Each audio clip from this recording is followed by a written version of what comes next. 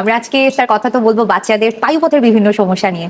তো স্যার আমরা জানি যে এইজ ভিত্তিক বিভিন্ন ধরনের রোগেরও ডিফারেন্সিয়েশন হয়। তো স্যার শুরুতে একটু জেনে নিতে চাচ্ছি স্যার বাচ্চাদের আসলে পায়ুপথের এক্সেপশনাল কি কি প্রবলেম হয় যেটা বড়দের সাথে ডিফারেন্সিয়েট করা যায়? আসলে মানে বড়দের রোগও বাচ্চাদের হতে পারে বা বাচ্চাদের নিজেদের রোগ হতে পারে।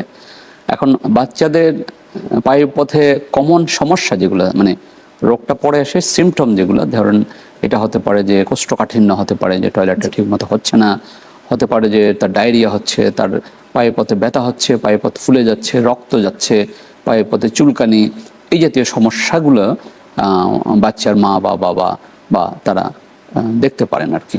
তো এগুলোর সাথে সম্পৃক্ত যে রোগগুলো আছে তখন আমরা সেই রোগগুলো ডায়াগনোসিস করি।